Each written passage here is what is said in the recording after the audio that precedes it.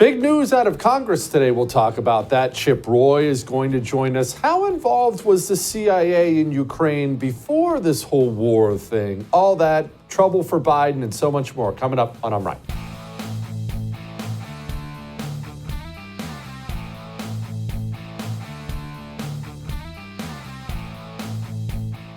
I swear to you, I am not a cynical person or a Debbie Downer. All right, I swear to you, I'm not. I'm not. I'm really genuinely not. But let's have a talk about what happened today that has many people celebrating, and understandably so.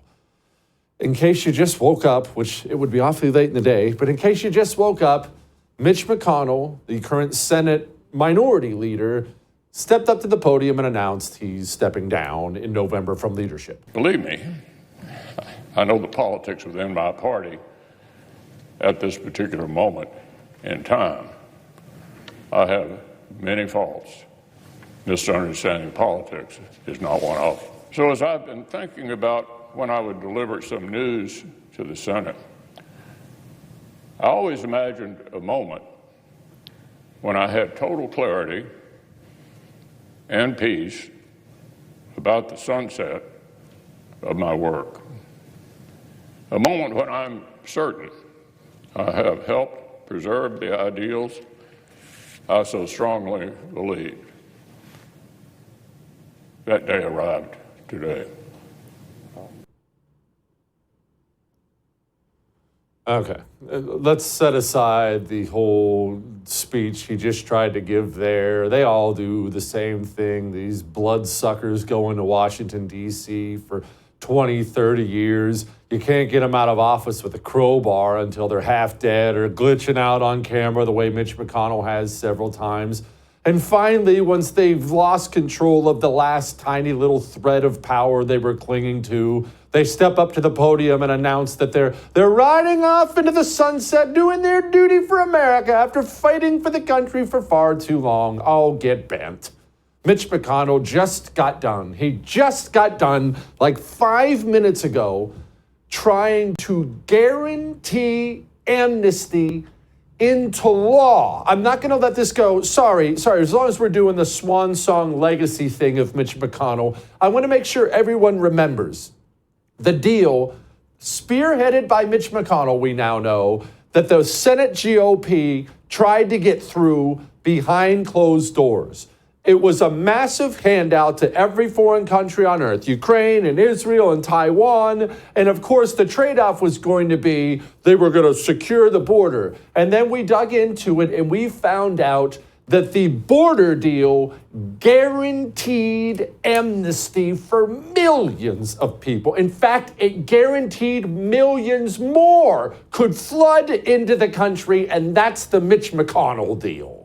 Mitch McConnell's legacy may be a mixed bag overall, but what Mitch McConnell has done, especially over the last few years, is give aid and comfort to the enemy repeatedly, cobbling together a minority of loser Republicans to join with Democrats to pass damaging bill after damaging bill after damaging bill. Do I need to remind you, right after the House GOP took control during the midterms, admittedly a small majority, but they took control after the midterms, Mitch McConnell quickly worked with Democrats to pass a massive $1 trillion plus bill. Why? Because he was worried the GOP might actually demand some spending cuts. So before the new GOP House could be sworn in, he immediately worked with Democrats to get more Democrat priorities through. So no, Mitch, you don't get to do that thing today. Well, after years of faithful service, I'll get bent. Goodbye. Good riddance. Now, back to me not being cynical. Let's have a talk. Because there's the story, and then there's the story behind the story. Mitch McConnell has been in Senate leadership for a long time, whether he's the majority leader or minority leader. And let's chat about that. Those positions are extremely powerful positions. They're more powerful than the average American realizes until you start studying it and talking to people in Congress and learning about the guts of Congress. You think that this senator and this senator in leadership, that they're kind of equal, right? I mean, sure, the guy in leadership has a little more power, but they're kind of equal. And no, that's not the case. When it comes to what bills will even be voted on, when it comes to the power of all the endless lobbying cash and PAC money, the difference in power between Senate leadership and the others is down here. It's a wide gap, all right? So how does one get into leadership? How does one achieve the status of a Mitch McConnell type who's carried a big stick in Washington, D.C. for a very long time? Well, it's really not complicated. If you want to get in Senate leadership, you will prove A, to all the sucking demons in Washington, D.C., the soul-sucking monsters there, you have to prove to them that you're a team player after all. Hey, we can't have a shutdown, guys. You see all those people now? You have to prove to them, of course, that you're going to go along to get along. We don't want to change things, right? Hey, you're not one of those guys who wants to change things. You have to prove to them you don't want to change things. And B, you have to be a fundraising juggernaut. And so that leads me to being Mr. Cynical here. I'm happy Mitch McConnell's leaving. You're happy Mitch McConnell's leaving. Have your moment. Cheer, yell, woohoo, life is good. Okay, I'm happy, you're happy, everyone's happy, we're all happy. The list of potential replacements is really bad. It is. Yes, there is a chance a more conservative upstart like Rick Scott can mount some sort of a revolution within the Senate GOP and maybe take over. That's probably about the best we could hope for. But the truth is, there have been a couple guys who've been gunning for this leadership spot for a long time, sucking up to Mitch McConnell, proving to the DC swamp that they're team players, of course, that they'll play ball. And those two names are John Cornyn, he's much less likely, and John Thune. John Thune. John Thune from the blood red state. John Thune, who should have been primaried forever ago. But of course he's handsome and speaks very well on TV. So the moron GOP primary voter goes out and votes for him every time. John Thune's probably going to be our next Senate minority or majority leader. John Thune, who can't even defend your gun rights without talking about prairie dogs. In my state, they use them to shoot prairie dogs and, other types of varmints. And so I think that there are legitimate reasons why people would want to have them. And I think the challenge you have already is that there are literally millions of them available in this country. I think there are legitimate reasons. Who asked you? It's not about what you think.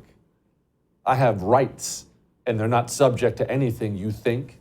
Not Democrats, not Republicans, nobody. My rights come from God. Those rights include being able to defend myself. But again, another one of these DC swamp rats who always thinks your rights are up for debate, of course, and can never just go out there and boldly defend you when your rights, has to make it about prairie dogs. Yet another low-T GOP loser going to take over the GOP Senate. So pardon me if I'm not excited. And look, this is how it happens, because the good guys don't want to be in leadership. They don't want to become part of the DC swamp. They don't want to do the kind of fundraising it takes to fund the party, to buy the favors you need to get into leadership. I mean, look, you're not going to get a Josh Hawley in there. Senator, are you going to be in leadership soon? I totally agree. Our leadership really, really sucks in the Senate. The House is a little bit better, but are we going to see a move to kind of replace some of this old guard that's let us down time and time again? Well, it's not going to be me. Not going to be me. Okay. So it is what it is. Look, we asked Senator Ron Johnson, another one of the good ones. You're going to be in there. No, it's not going to be me. So the good guys don't want to run. They don't want to go through it. It is what it is. So welcome to Minority Leader John Thune. It is what it is. All right. Hunter Biden. Let's move on to that because I want to get to this with Chip. Hunter Biden has been stonewalling Congress for a long time. Hunter Biden finally gave a behind closed doors testimony today to the House of Representatives.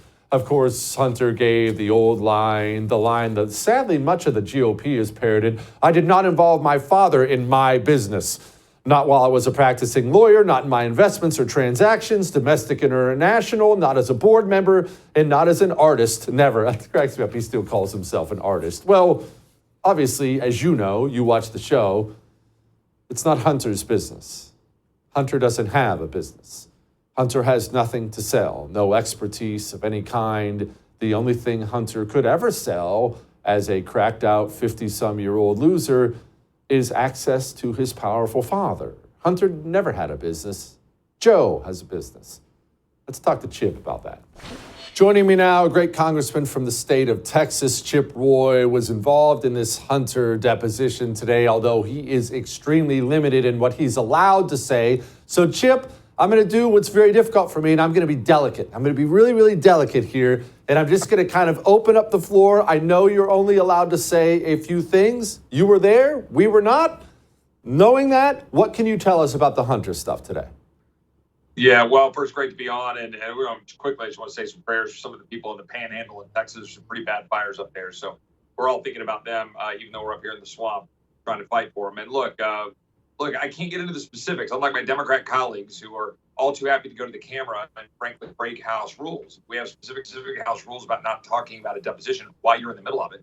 But I can say, I think, which is important to say, is that, nothing that has been problematic has changed, right? We still know that we had $15 to $20 million, a significant amount of money flowing into the Biden family.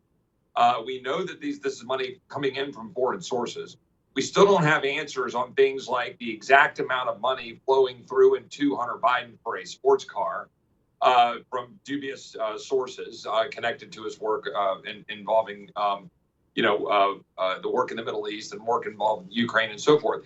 And so you've got all of these issues that we're dealing with. And you've got issues like, for example, the big guy, right? That's probably the most well-known issue in terms of the way he referred to his dad. And there's still no good answers on any of that. So without getting into the specifics of it, all of those issues that we've been made aware of, they all still exist. And I think that will continue to be made clear. Democrats are going to try to say again still that there's no there there. But the fact is all of those things, those are still there. Chip, can you tell us, and I'm not specifically talking about today, but at any point in this whole process, have we ever gotten an answer, even a lie, about what exactly the services or goods were they were sending that way in return to, as you said, $15, $20 million? That's a whole lot of cheddar. There are a lot of Americans who'd like that kind of money. Do we know, even a lie at this point? What were you selling? Yeah, well, interesting. That may or may not have been the center point of a significant amount of conversation among many of us just now in a sort of private pull aside. Without getting into the specifics of the deposition, I'll just say we have no good answers on this. We have no good answers on any specific deliverables. We know that there is, involvement in, liquefied natural gas. Ironically, given that the current President Biden is shutting down liquefied natural gas terminals and preventing us from being able to export that, which would obviously help Ukraine and frankly help our economy and minimize the use of coal around the world if they actually cared about CO2. But I digress. My point is there's no real indication that there was deliverables on these kinds of things. So look, again, this is in the words in the law, right? Res ipsa loquitur. That is a term that means the thing speaks for itself. What we see here before us, we know that this money flowed into the Biden world. We know that Hunter Biden was neck deep in it. We know that Joe Biden was present and around all of these conversations and dealings. At some point, you just know it when you see it. So we're going to keep having these conversations and, and through the deposition, and we'll see what happens over the next 24 hours at the end of it. Impeachment is not something I'm confident is going to happen. This Tom Suzy or whatever his idiot name is, this Democrat just got sworn into the House today since Republicans, of course, once again joined with Democrats to bounce George Santos, so the majority's even slimmer. Chip, it's February, the end of February. We're not getting a Joe Biden impeachment, are we? Well, I'm not going to project one way or the other, but I will say, obviously, that is an enormous lift. We're in the middle of an election season for the people to be able to make a choice. But at the end of the day, if I were going to say that Joe Biden should be impeached, you don't have to go through all of the machinations of what we're having right now with respect to the very blatant and concerns with corruption involving Hunter. You can just simply look at exactly what he's done with respect to the border, right? We did impeach Alejandro Mayorkas appropriately. Of course, the buck stops with the president. And the president of the United States has completely abandoned his duty to secure this country. And he's endangering people like this young woman, Laken Riley, in Athens, Georgia, which, by the way, side note, did you see this jackass who's the mayor of Athens going around trying to blame Trump and everyone else when he's the guy that made it a sanctuary city? Like, I can't even put into words the extent to which these radical progressive Democrats are destroying our country. And these mealy-mouthed Republicans are just sitting back and letting it happen. We talk about defunding them. We never do it. We talk about holding them accountable. We won't do it. The Speaker of the House right now should be looking straight across to Chuck Schumer, the President of the United States, and saying, look, here's what you're going to get. You're going to get a continuing resolution that triggers the caps, and you're going to get H.R. 2. We're going to send it over to you. And if you don't like it, you can shut the government down, and we'll see you in November. But no, we don't have the stones to do that. We're just going to sit back and say, thank you, sir, may I have another, like Kevin Bacon in Animal House. Ugh, jeez. Okay, speaking of Schumer, here was Schumer today. Johnson tried to answer, and he made it clear he wants to do something on the border, but we made it clear to him we can't tarry or the war could be lost. And second, we wanted to do border and have a tough, secure border plan, as we Democrats showed in the Senate. But he can't say, I won't do Ukraine until we get border. He's tried to do border for 6 months and couldn't come up with a single Democratic vote. Okay, Chip, let's set aside the Ukraine border insanity. The meeting today, one, how badly are we going to get screwed out of Republicans and Democrats meeting in the White House? And two, the upcoming CR. We have not held the line once so far, so you're going to have to forgive me if I'm not overly hopeful, but please tell me I should be. Well, my guess is what you're going to have is probably another 2-week type CR, continuing resolution, which I oppose. I will vote against. I will go speak out against. We'll end up with numbers that are probably similar to the last CR, where the Republicans are split down the middle. Last time it was 107 to 106, so it'll be something close to that. A big block of Democrats, and yet again, we will move a piece of legislation that more Democrats that will vote for than Republicans will. But importantly, what we ought to do, and this is where it gets confusing, even though I oppose these short-term CRs, I do not oppose a CR through the end of the year that would trigger the caps. Because if we did that, we would hold defense and veterans flat, and we would cut the non-defense bureaucracy by $70 billion. We would cut it by 10%. Now, that's not as far as you and I would go. But in this climate, if we can follow existing law that was passed under the caps deal last year on a bipartisan basis, which was weak, but it was caps, we should follow it, and then we should have a fight over finishing on the border by saying, look, guys, you want anything on Ukraine, you're not going to get it unless we deal with the border. You want any further spending on defense, you're not going to get it unless we deal with the border. If you want more, just go down that list. That's what we ought to do. No. Congressman, keep fighting for us. I appreciate you, man. All right. Hey, all that may have made you uncomfortable, but I am right. We have so much more. Wait till you see this CIA Ukraine stuff. Well, whatever. Before we get to that, let's get to Lone Star Transfer. The timeshare you believe you're stuck with. You're not, but you think you are. You see, you think you are because timeshare companies lie. Eventually, everyone gets tired of their timeshare. They just kind of get done with it. Hey, I'm done. And they want to give it back. They want to let it go. But the timeshare company then tells you, sorry, you should have checked out paragraph 90. You're stuck for life. You're not stuck for life. Make one phone call. Lone Star Transfer will legally and permanently set you free from your timeshare. They put it in writing. They even guarantee it. They give you a time frame. This is a family business. Call them. 844-310-2646. All right? We'll be back.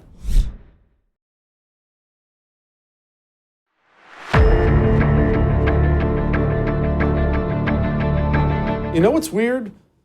The whole CIA Ukraine story. Have you been studying this at all? New York Times is even talking about this.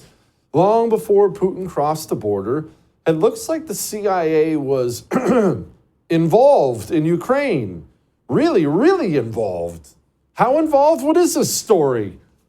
Let's talk to Mike about it. Joining me now, Mike Benz. He is the executive director at the Foundation for Freedom Online. Okay, Mike, pretend like I just got here from the moon yesterday. Why is the CIA involved in Ukraine? What's happening here? The CIA has been involved in Ukraine for a very long time, but most sort of relevant to this story is we overthrew the democratically elected government of Ukraine in 2014 to kick off sort of the modern era of the Ukraine-Russia conflict. There was a president in power there in Ukraine named Viktor Yanukovych, who had rejected a trade deal that the IMF had wanted him to sign, which would have effectively forfeited the economic sovereignty of Ukraine to the Euro-Atlantic axis. And he signed a trade deal with Russia at that time. And this was essentially a stab in the back, it was perceived, by the US State Department and the UK Foreign Office and the rest of the Brussels establishment in NATO. And so we activated a rent-a-riot mob, a sort of January 6th style insurrection, if you will, to get the Ukrainian civil society groups that had received $5 billion in State Department, USAID, and CIA cutout money through the National Endowment for Democracy to run that democratically elected president, Viktor Yanukovych, in Ukraine out of office, and to install a new president in Ukraine who would be more pliable to so-called, U.S. interests. And I'm not even saying this pejorative. This is just a factual description of what happened. Victoria Nuland, the head of the U.S. embassy there in Ukraine, even confessed to this $5 billion being pumped in, and she was personally handing out cookies and water bottles during the Maidan revolution, then was caught on a hot mic with Jeff Pyatt from the State Department as well, hand-picking the new installed Ukrainian government. Yatsenyuk, the new president after 2014, was not elected by the Ukrainian people. He was selected by the U.S. State Department, and that was even, again, caught on hot mic. So whenever the State Department gives $5 billion to a network of NGOs, network of so-called independent media institutions and civil society folks and NGOs set up to form these renta riots, that they don't just give $5 billion and leave. They effectively shepherd that money through CIA intermediaries. The CIA, the Pentagon, and the State Department always move as one through the interagency process. There's a much bigger story here around the economics of Ukraine and the European gas market, which runs through this whole story. But essentially, the CIA was instrumental in actually orchestrating the overthrow of the Ukrainian government in 2014. And then this New York Times piece is fascinating with its details, but it sort of starts the story right after the coup. And even then, the details are quite damning, but I can pause there. No, actually, I do want you to pause there. We'll move forward with some more with Victoria Nuland and others. I want to circle back to where you began about how we felt knifed in the back. He says no to the IMF. He says no, he signs a deal with Russia. Were we knifed in the back? Well, this is what the official sort of story is from the State Department. I mean, Viktor Yanukovych had signed multiple corporate deals with U.S. companies, including a $10 billion deal with between Chevron and the Ukrainian gas giant Naftogaz. But there has been a long play here to privatize Naftogaz, sell it off to, and I'm not being hyperbolic when I say this, but to literally George Soros, as well as other London financiers like Bill Browder, to privatize that natural gas company and turn it over to the foreign direct investment of Wall Street in London. And so there had been plenty of economic deals that Yanukovych had been involved with on the U.S. side, but he thought that trade deal was too much. That would have, again, sort of forced this mass privatization to the IMF, and he signed with Russia. And so we sort of paint him as this kind of dictatorial Russian puppet. But the fact is, at that time, before Eastern Ukraine broke away, Ukraine was split. All of Eastern Ukraine was effectively ethnic Russians. And so Ukraine's internal politics reflected a very complex tightrope walk between the Eastern and Western powers. And they had given much to the Western powers as NATO was attempting to fold Ukraine into it, as they declared in 2008. But that trade deal was perceived as too much, and we thought we could get away with it. The CIA and the State Department and the Pentagon, none of them were expecting the counter coup that ensued when Crimea broke off and then voted in an independent referendum to join the Russian Federation, and when both of the major provinces in the Donbass essentially declared themselves breakaway states and were militarily backstopped by Russia. The U.S. at that point had never really prepared for a kind of physical conflict with Russia, and so we're woefully unprepared for this counteroffensive, this Kiev-fronted, but U.S. and London-backed military excursion to reconquer those territories. That's what the CIA was doing from 2014 through 2022. These military bases that are referenced in the New York Times piece is completely omit the fact that we were funding and financing through military aid and through all manner of humanitarian aid that goes into clandestine operations. We were militarily backing the Kiev government's military reconquest of the Donbass after they broke away in 2014. The New York Times leaves that out because it's unfortunately does not paint a very pretty picture of U.S. diplomacy in the years preceding the 2022 conflict. Mike, before we get into more specifics, on a macro level, why are we so in love, or I should say involved, with this area, with this region? It's a former Soviet state. They're always fighting each other, killing each other, this territory, this guy owns this, that guy owns that. And yet, I'm listening to you here, and I've been doing a bunch of reading on this for at least a decade. It looks like we've been obsessed with this place. What am I missing? Well, the movie, the river, a river runs through it. Well, in Ukraine, the energy runs through it. To answer this story fully, requires sort of a long scope over the role of military and energy in geopolitics. But the sort of short version of it is Russia was a colony of the U.S. from 1991 to 1998 during the Yeltsin years. Putin rose to power in sort of the ash heap of the Soviet Empire at a time when its stock market had fallen to something like 5% of what it once was. And having sort of the U.S. London access privatize and sell off almost all of the key assets held by the Soviet government during the communist era. And the only two things that Putin had to rise to prominence again after 1998 were the fact that Gazprom and the Russian gas market was the largest company in the world, largest company. And that was because the entire Russian economy essentially ran on Russian energy exports to Europe, which runs through Ukraine. It also runs to Germany through the Nord Stream pipelines, but maybe that's a story for another day. But essentially, the Ukraine is the portal into Europe, and Russia's entire economy is based on being able to sell its energy to Europe, or at least it was before 2022. And so, if you could get Russia off of the European energy market, if you could kick Russia from Ukraine, then you could bankrupt Russia. And if you bankrupt Russia, you also take them out militarily.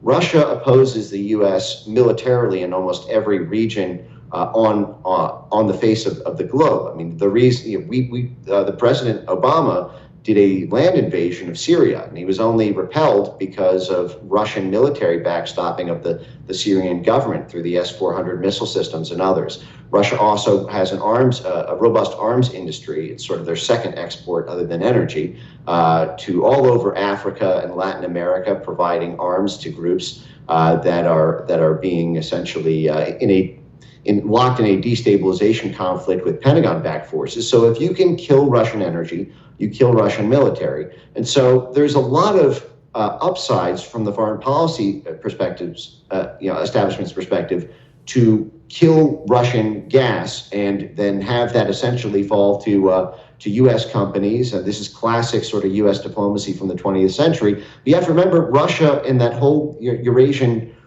mantle there is something like 2/3 of the entire world's hydrocarbons. If you kick Russia out, now we control basically everything from the Black Sea to the Caspian Sea.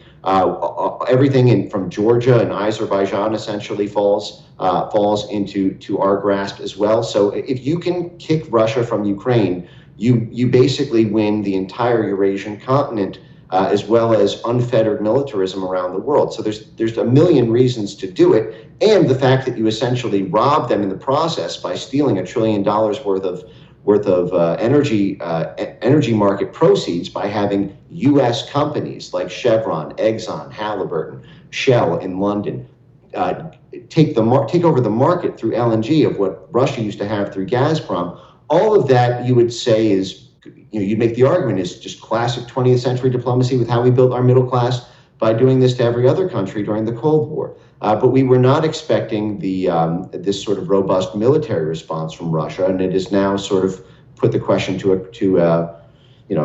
a head in terms of how far the U.S. is willing to go to do its traditional empire building. Is Russia going to win? I get some mixed reports on this, but obviously a lot of this stuff is going to be resolved by whoever wins this Russia-Ukraine dust-up. What's happening now, Mike? Well, it's hard to penetrate the fog of war there. I mean, obviously things do not look good right now from the U.S. State Department's perspective. There was, after losing a very significant amount of territory in Ukraine, not the commercial sort of side of Ukraine, which is Western Ukraine and Kiev, but the eastern portion of Ukraine, which has all of the shale. This is a very important point. Burisma's gas rights and Naftogaz's hold, their basically market potential was being able to mine the shale that's east of the Dnieper River there. Well, that is now militarily occupied by Russia. So all of the tens of billions of dollars of deals that were signed by U.S. and London companies to exploit those natural resources are now under the military protection and geographic control of Russia. And that, like a pit bull, does not appear to be loosening anytime soon. I think what the State Department is ultimately going to try to angle to do is to use infusions of another, probably $1 trillion worth of U.S. taxpayer money over the next several years to bring things to an effective standstill and not lose any more territory. I think that's the only hope at this point. And then basically strike some sort of peace deal, ceasefire on semi-favorable grounds, and then effectively upscale the CIA's role to be able to, in a cloak and dagger clandestine fashion, walk back on the signed deal that they plan to make to take the country back while Russia isn't looking. Good grief. Mike, that was friggin' awesome, man. Come back soon. I appreciate it.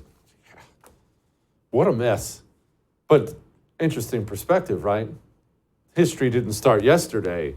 There's a long history there. All right. Let's talk about, just really briefly, something that's fascinating about the 2024 election. Before we get to that, that's a lot of International Monetary Fund talk and London talk, and it's a long way of saying there are some very bad people who run this planet right now, especially Western civilization. People who do not have our best interests at heart. They have their best interests at heart.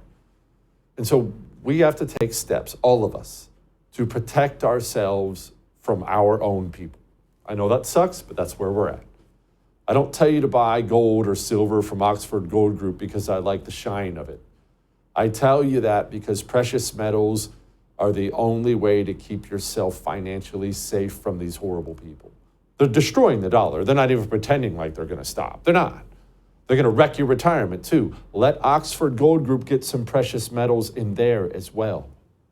Call 833-995-GOLD, all right? They will take care of you. My family goes there. My friends go there. It's the only place I will go. 833-995-GOLD. We'll be back.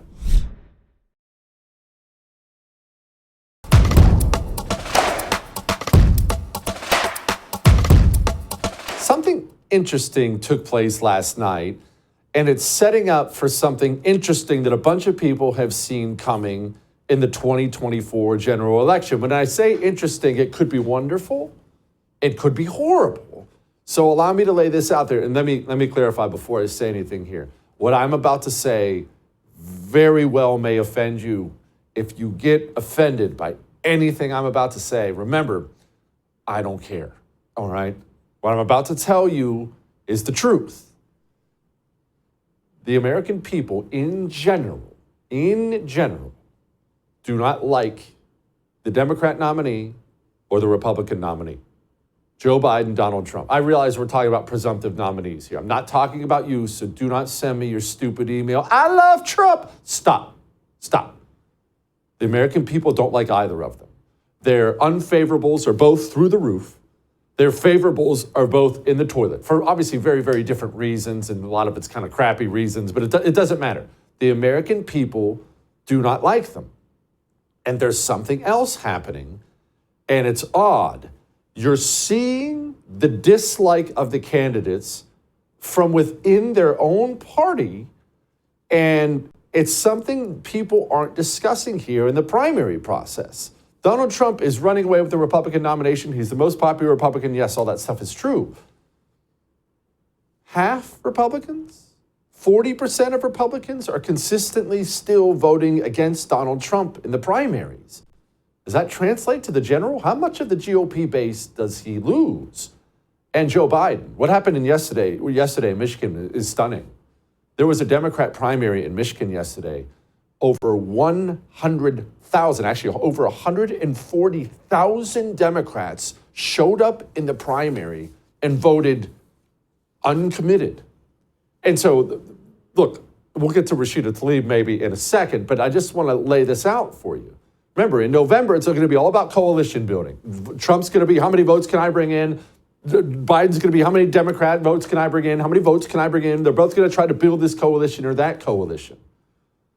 How much of each party's base will either of those guys lose? Because the answer to that question may very well decide the general election in November. It's crazy, right? And some Republicans hate Trump for a variety of reasons. If you'd like to know why Democrats, many of them hate Biden, here's Rashida Tlaib. Everyone, it's Rashida. I was proud today to walk in and pull a Democratic ballot and vote uncommitted. We must protect our democracy. We must make sure that our government is about us, about the people. When 74% of Democrats in Michigan support a ceasefire, yet President Biden is not hearing us. This is the way we can use our democracy to say, listen to Michigan. Listen to the families right now that have been directly impacted, but also listen to the majority of Americans who are saying enough. No more wars. No more using our dollars to fund a genocide. It's going to be interesting to see which party's candidate can corral the most of his voters in November. Interesting. Maybe horrifying, depending on how it turns out, but interesting. Anyway, enough. Alex Clark joins us next.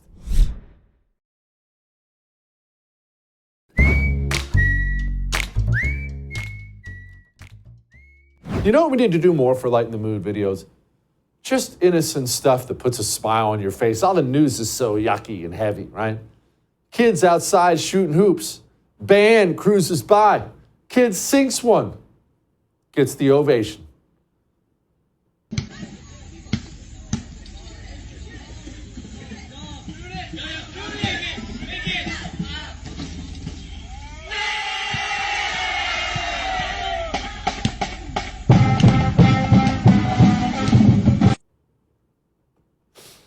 I'm sorry, that's awesome. I'll see you tomorrow.